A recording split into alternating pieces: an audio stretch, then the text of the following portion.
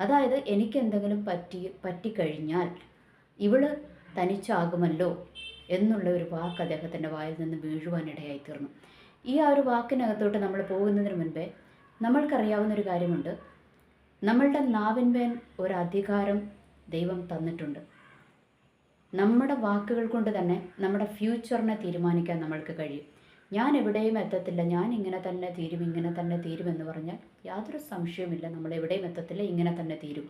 എന്നാൽ നമ്മൾ നമ്മളെക്കുറിച്ച് തന്നെ ഒരു പോസിറ്റീവായിട്ട് ഇങ്ങനെ പറഞ്ഞുകൊണ്ടിരുന്നാൽ ഞാൻ അനുഗ്രഹിക്കപ്പെടും, ഞാൻ ഉയർച്ച പ്രാപിക്കും, ഞാൻ നല്ല രീതിയിലെത്തും, ഞാൻ ജീവിതത്തിൽ വിജയം പ്രാപിക്കും, അങ്ങനെയുള്ളൊരു ദൃഢനിശ്ചയം നമ്മുടെ നാവിൽ നിന്ന് തന്നെ വന്നു കഴിഞ്ഞാൽ അത് ആ ഒരു രീതിയിലേക്ക് നമ്മുടെ ലൈഫ് എത്തിച്ചേരും എന്നുള്ളതിനകത്ത് യാതൊരു സംശയവുമില്ല. കാരണം ഈ വാക്കിനൊരു പവറുണ്ട്, വാക്കിൻ്റെ മേലൊരു ശക്തിയുണ്ട്. ആ വാക്കുകൾ കൊണ്ട് തന്നെ നമ്മുടെ ഫ്യൂച്ചർ തീരുമാനിക്കുവാൻ കഴിയും എന്നുള്ള ഒരു വസ്തുത നമ്മൾ മറന്നു പോകരുത്.